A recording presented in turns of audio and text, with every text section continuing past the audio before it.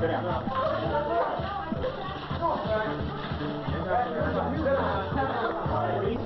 Everybody remain seated where you are. Hey, man, are you putting me on? Yeah. Okay, then why isn't alcohol made illegal? Flowers and grass, like juice freaks get, hangers and cirrhosis in the liver. Besides, grass doesn't have it for me like alcohol. Besides, that cigarette much worse. Right, man. As much as you want. And quit it. Have a party. There's nothing wrong with grass. Yeah, 1,000 times, and you'll never go to harder drugs. Don't take any films of me. You're not going to use them anyway. Well, speak your mind then. Okay, I will. No one has the right to tell me what I can do with my own body, what I can eat, drink, or smoke. This is a free country, and no one has the right to take away my constitutional rights. That the American people have accepted a law that makes smoking a harmless weed illegal. It's legal all over the world. There's no question about it. Marijuana should be made legal now. Now. Make marijuana legal. Make marijuana legal. Make marijuana legal. I'm calling adults anyway. What's so bad about feeling good? Make marijuana legal. Make marijuana legal. Good, bad, right, wrong. That's not where it's at in this film. Right, wrong, good, bad. Those are things for you to decide. Too many people have already decided for themselves, and you, whether grass is good or bad. What's most important is what you think. So without any preaching from this film, let's examine the facts and only the facts. There are too many false impressions and prejudices to do it any other way. Okay, then why isn't alcohol made illegal? It's allowed. I take juice freaks, man. They get hangers and cirrhosis of the liver. Besides, grass isn't habit forming like alcohol. Right. The facts are, if you drink enough, alcohol will give you hangovers, cirrhosis of the liver, and what's more, it can even kill you. If you are a certain emotional and psychological type, you may become dependent both physically and emotionally and will join the 5 to 6 million known alcoholics in the United States. Now, what are the facts about marijuana? What do doctors and psychiatrists have to say about which is worse for you physically and emotionally, alcohol or marijuana? The facts are, at this time, there are no known damaging physical effects from the use of marijuana. But, unlike alcohol, when you take too much at one time, you don't pass out. You more than likely run the risk of an unpredictable and unpleasant bummer.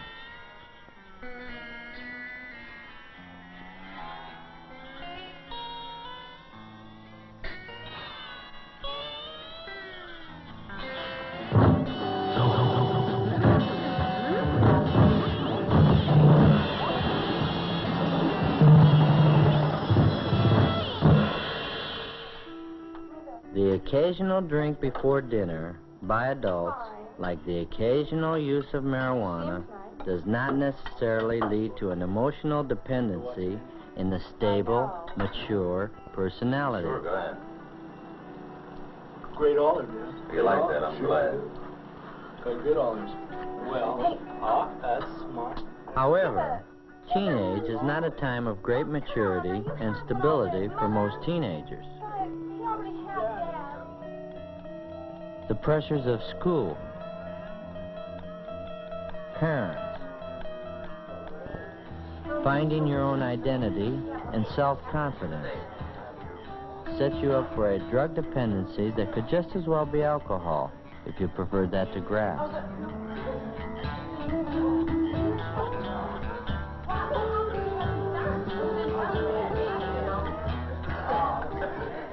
Some adults are not mature or strong enough to stand the pressures of their daily lives.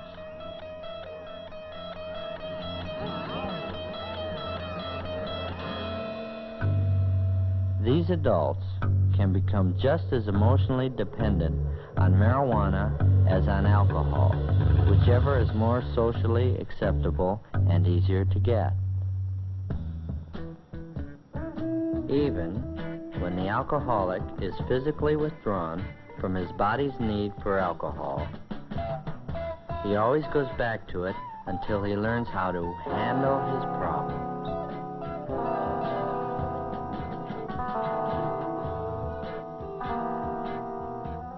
Just as the alcohol drinker who finds himself needing a drink more and more frequently is the warning sign of his dependency, so it is with the pothead. The more he needs the escape from reality or the pleasure of marijuana, the more he is becoming emotionally dependent, exactly as the square and unhip alcoholic adult does. Do two wrongs ever make one right? Cigarettes are much worse than pot. Man, no one ever got cancer, man. That's right. It's a fact. No one ever got cancer from pot. But it's also a fact that no one ever dropped out of school because they were hung up on tobacco.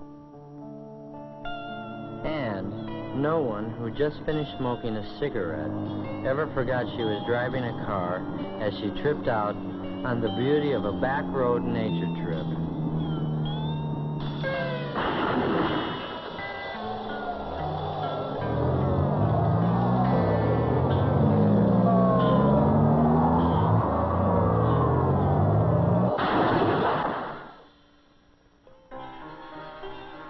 And no cigarette pusher ever tried to turn you on to hard drugs or the needle.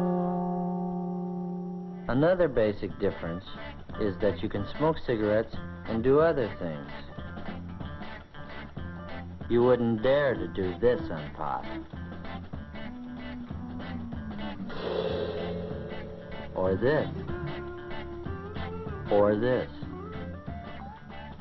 And would you rather your pilot had just finished a joint, not a cigarette? Or your surgeon operating on your heart? Your attorney pleading your case? Your sergeant? Your dentist? Your flight leader? Your team center? Your LSO?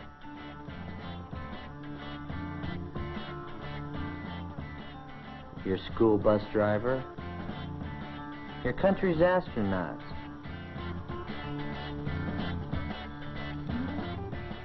Or even the guy who is just changing your front tire?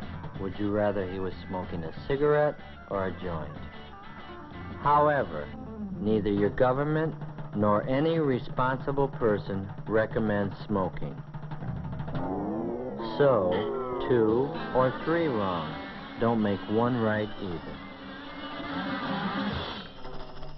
Everybody knows that weed is addictive. You can blow as much as you want. No, I'm here. And quit any time you want.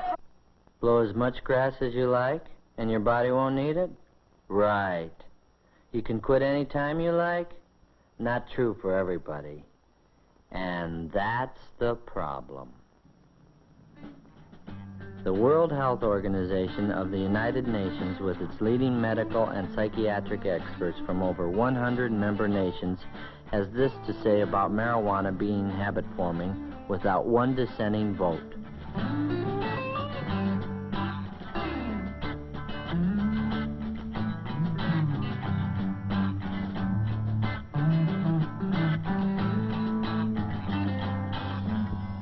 There's nothing wrong with blowing crap. Yeah. 1,000 times and you'll never go to heart drugs. That may be true for the great majority who smoke pot, but it's not true for the many thousands who have gone on to acid, amphetamines, barbiturates, and end up on heroin. However, it is not a fact that practically everyone on grass turns into a flaky drug addict. That's just not true. Every informed person knows this. What is true may be discovered in this Narcotics Rehabilitation Center in some of the group therapy sessions, where we will learn what former drug addicts have to say about marijuana turning them onto hard drugs. How many of you started on pot before you started heroin? I did. I did too. I did too. I did. So did I. I did. I did. Me too. Me too. I did. I did. So did I. I did. That means all of you have used marijuana then? Yeah. I was 11 when I first started using it. I was about 19. I think it's kind of hard to deal marijuana because it's so bulky, you know, and you have to go through the trouble of chopping it up and cleaning it. I think it's much easier to deal heroin, you know, than marijuana. Really, because, you know, all that bulk and everything, it's much easier just to have a small bag of balloon that you can carry, and then you can cut that up and get a lot more money for it. You know, and all the trouble you have to go through with it, you know, like cutting it up, especially if you get a kilo, you know, you have to cut it up, then you have to clean it, you know, and then you have to roll it and box it, you know, and can it. You know, it's just a big, really big hassle behind it, you know. That's why I think the dealers go on to dealing heroin and then get us to buying heroin. I think if you smoke marijuana or take pills or get loaded in any way at all, that you will be accepted into the dope world and eventually you will have contact with this environment. I definitely think that if you get loaded on marijuana, you are subjected to the environment and it does become readily available to you. That's the way it is, man. You know, when you're around a crowd and you're all smoking weed and then they start using some other drug and you go right ahead along with them and you end up using it and get higher. And then the weed isn't good enough anymore. And then you turn on to heroin, too. Most of you started smoking marijuana when you were introduced to narcotics? I did. I started smoking. For me it was, but I wanted a different high, you know. And weed wasn't good enough, and I heard that heroin and stimulants, crystals, were a better high. And that's why I went to them, you know. Yeah, I'm the same way, man. I guess a lot of people started that way. Speaking for myself, I did. I started on weed and got burned out, and I needed something strong, so I went to heroin. Well, I started smoking weed, you know, because I was running away from something which was myself. And out of all I've run through a lot of highs trying to run away from myself: heroin, LSD, methadone. I like marijuana. I just couldn't handle it myself. I was looking for something else. I myself think really the real reason I started smoking marijuana, man, because usually I was one of the younger dudes from my neighborhood. I wanted to be accepted. I was weak, scared, and from this it led to heroin, and it's just been an endless time of going to jail back and forth, man. I don't like it, and I hope nobody else will use this, not because of the fact that it's bad itself, but what it leads to, man. This is the way I feel. Well, I can only speak for myself, but I imagine some of the other dudes in here feel the same way I do about it, that some people are addictive prone to it. I mean, like myself, I can't handle it because, I mean, this is just the way I am. I use it for an escape. I did it before I came in here. I hope when I go out that I've changed, in which I feel that I have, but I'm a small minority of people that we can't handle anything, you know. Like my alcohol, I can't handle that. I couldn't handle heroin. I mean, weed, because I needed something stronger to escape or anything else like that. And there's more people like me that I feel, you know. And I imagine some of the other dudes in here could go along. You couldn't handle liquor either. No. Yeah, it's a personality thing where there's a lot of people that can go out there and enjoy. These are the files of the Research and Statistics Office of this Narcotics Rehabilitation Center. It's like out of 100 drawers, 95 of them are filled with file folders of people who have started on marijuana. The rest started on glue, pills, alcohol, and a few on heroin itself. A more accurate percentage is 78% of the inmates started on marijuana. However, what the computer doesn't say is, There's certain kind of people that will avoid taking care of business and will turn to grass when they get hung up and forget about everything else they're supposed to do when they're behind grass. Marijuana doesn't, it's not addictive, but by using it, you you don't do the things that you should do. For instance, like in school, you try to do the things that you have to do in school, but your mind is it's not all there. You understand? Nobody can tell me what to do with my own body, what I can eat, drink, or smoke. This is a free country, and nobody has the right to take away my constitutional rights. That could be a fact if you were the only one affected by what you do. But the Constitution and the laws that came out of it were designed to protect the individual and the group from irresponsible individuals, which is why there are speeding laws, building safety laws, pure food laws, pure drug laws, laws to protect your money, laws to protect children, laws to protect the aged, and even a law to protect you from taking your own life.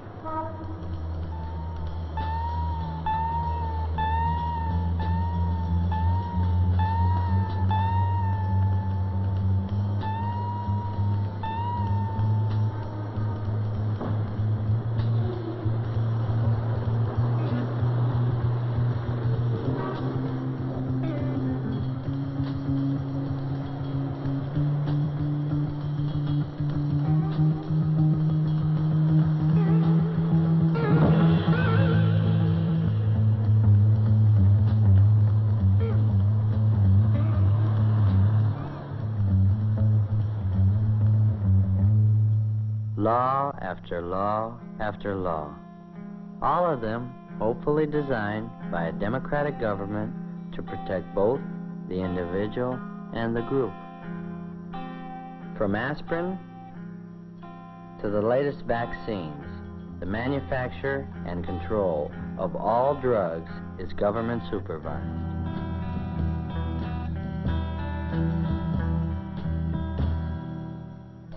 Would you really want it any other way? Like without government supervision?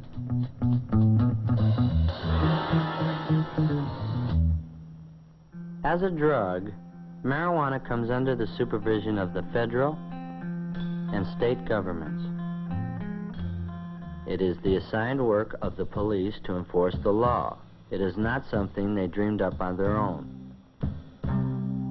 From the 10 Commandments to the Constitution, man has made laws to protect him from hurting himself in the common interest of the group called society. Doctors, psychiatrists, social scientists, chemists, biochemists, basically people who are not primarily concerned with the ethics or morality of the use of marijuana, have provided their expert knowledge to our legislators, which in turn has caused them to pass laws to make marijuana illegal, not as a matter of morality, but as a matter of health, mental health, period. I think it's terrible that the American people have accepted a law that makes smoking a harmless weed illegal. Marijuana is legal all over the world. There's no question about it. Marijuana should be made legal. Now! Now! Make marijuana legal. There's no question about it. Many young people agree with that. Let's examine the facts. First, marijuana is not legal all over the world. It isn't legal in Mexico, Egypt, India, Great Britain, China, Japan, or any of the major nations in the civilized world. Nigeria is one of the latest countries to make marijuana illegal. Here, the pusher is given the death penalty.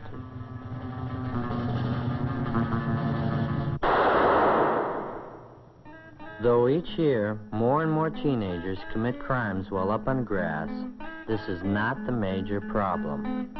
However, grass as a factor in crime must not be overlooked, especially in that percentage of unstable and aggressive types and those who wind up in trouble with the law because of something done while they are high on pot.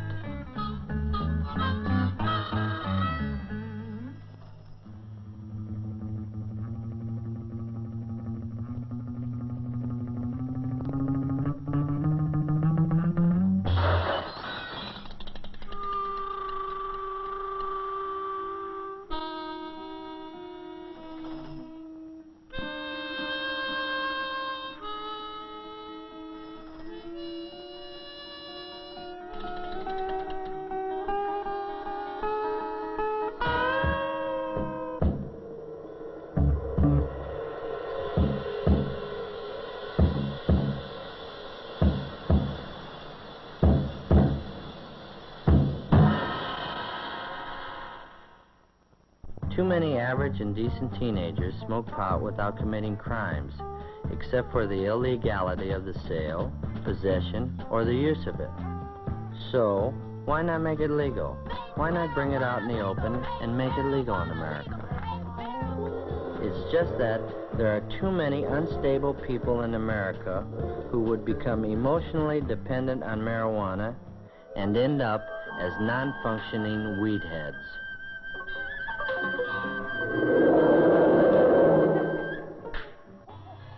Easy availability and the implied approval of society will, in the opinion of many medical authorities, create a drug dependency problem far more serious than that of the 5 to 6 million alcoholics today.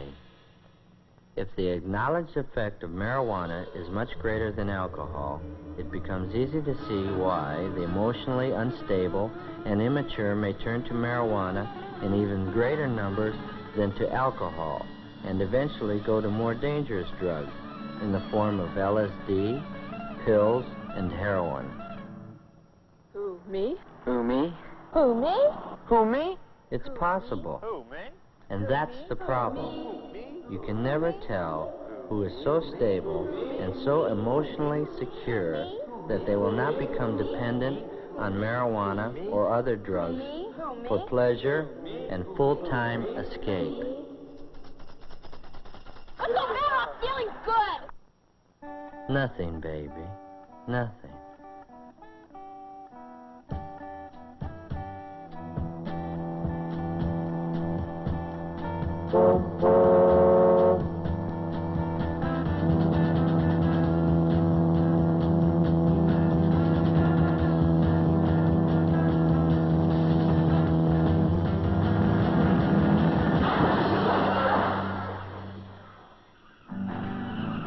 Years ago, only the criminal and socially deprived blew grass or used heroin. Today, the nicest people may be on grass. Why is that a fact? I took it on a dare. But only kids take dares. I dare ya! Come on! Jump! Jump! I dare ya! Jump! Come on, jump! Jump! I dare ya! Jump! Jump! Jump!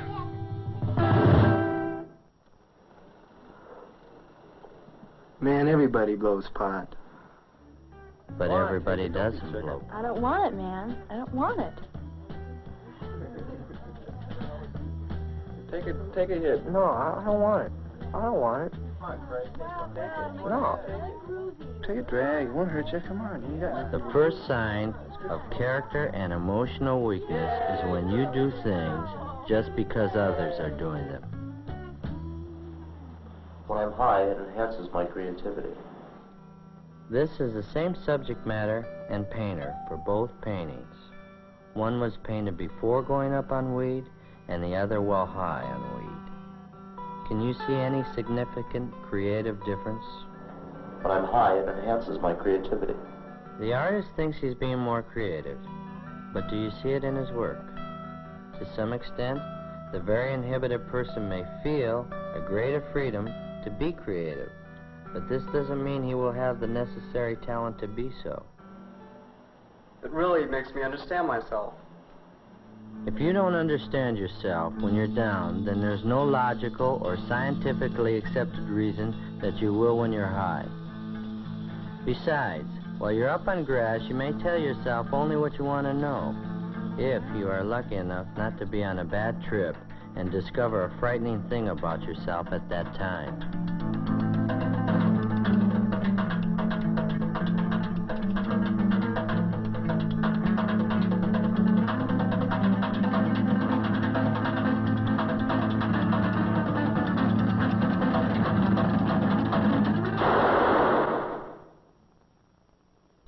Let's face it, the reasons we've heard for blowing grass up to now are like an iceberg.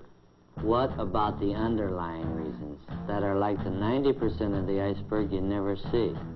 The reasons below the surface that makes teenagers get so hung up on marijuana in spite of what their parents say and in spite of the big risk of being busted. The world stinks. Adults keep making wars. Next war will probably kill everybody on Earth, including me. Parents are hypocrites. They tell us one thing, but then they do another. Why don't they practice what they preach? Why are adults so hung up with making money? That's all they think about. School's a real bummer. Dull teachers, dull subjects. I just can't wait to get out. Why can't we dress the way we want in school? Sure, we're old enough to be drafted, but we're not old enough to vote. Why are they always treating us like children? Adults never have time to listen to us. And when they do, they just don't think what we're saying. If adults like to make war so much, why don't they go and fight in them? I'm better educated than either of my parents, but they don't listen to me. How can I plan for the future with the draft waiting for me? Why don't you come back some other time when everything is all right with us? And in the meantime, I'll do what I want to do here, and you do what you want to do where you live. Dig? Why shouldn't I smoke grass? Why shouldn't I live now and have all the fun I can?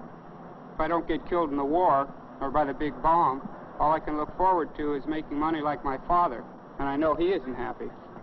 You know, sometimes I think it's like a war. Everyone over 30 is the enemy. Over 30? Over 25. Obviously, these are things that bug a lot of the young people. But this time, rather than hear from the establishment, who run newspapers, radio, television, book and magazine publishing companies, political parties, and schools, let's hear from those other teenagers who aren't smoking pot. Not all teenagers are on grass. I'm not, and my close friends aren't. Every time someone wants to turn me on to pot, they tell me I'll discover myself. Well, I don't need that kind of crutch. Besides, I've never seen any potheads come up with any kinds of answers that help them cope with the kind of problems they have, or I have. I think the teenagers of today are very idealistic, but we don't have definite ways of showing it. We're not old enough to vote, and older people are always telling us what to do. You can't blame us too much for fighting back. But I don't think taking drugs is fighting back. The most you can say for it is it's a sign of rebellion. But what we rebel about isn't changed one bit by getting high on marijuana, because when you come back down, nothing's changed. I think that parents have done the best they can. You can't expect them to know all the answers. Lots of us have had a better education than they have, but that doesn't find solutions for their problems instead of trying to find new experiences. I say that teenage is the time to put up or shut up, not to gripe and go on a trip inside yourself. Parents have to go out every day and deal with the things in the outside world that bug them too. I know my parents are too hung up on making money and putting on a show for the neighbors, but that doesn't mean I have to put down money completely, because maybe when I get married, I'm going to have money for my family too. I just don't have to be as materialistic about it, that's all. The world is changing, and some things are still too hard for our parents to understand. But blowing grass, that's really a cop-out, and it won't help our parents understand a darn thing. School is like everything else. You only get out of it what you put into it. It's not a party. The way I look at it, I'm here to learn. Even if some of the subjects or the teachers aren't the greatest, I've got the best of it for an education, and everything extra is just gravy. There really is a communication gap, but I think that if I have a better education and better life than my parents, I should make the first move to make that gap become smaller and smaller. From what I've read and from what I've heard, there are millions of adults over 30 who don't like or going to war any more than we do. I honestly believe that adults are disappointed in us because it's always been expected of young people to try to change things, to make things better, or at least prepare to change things if we don't like them. Not to cop out on life through grass or other drugs. No, not for me. I'm more interested in dropping into the world I live in than turning on, tuning in, and dropping out. I don't like to criticize anybody, but I think that too many teenagers don't have too much purpose. It's like they don't have any goals. I don't mean that they should just be planning to make money and all that, but I think that trying to find something you'll enjoy doing for the rest of your life is the least you can do now, because everybody has to work, even girls before they get married, and even after they do. I think too many teenagers traded in their idealism for a stick of weed. When I see some teenagers acting superior to those of us who don't need drugs to feel good or understand ourselves, I get real bugged. Well, now, you've heard from both sides of the question. But what you do with your life is up to you. If you become a pothead, you risk blowing the most important time of your life, your teenage. That unrepeatable time for you to grow up and to prepare for being an adult that can handle problems and make something meaningful out of life. Or you have the choice to have the courage to see and deal with the world for what it really is. Far, far from perfect, but for you and for me, the only one there is. While some of you will actually go to the moon and perhaps other planets, this world will be your establishment, and you will be the establishment. And what you do or do, you're seeing. You're the generation with the brain power and the opportunity to do more for the human needs of this world than any other generation in history. Let's hope that your teenage children don't have too much criticism about what you did or didn't do because you were on pot.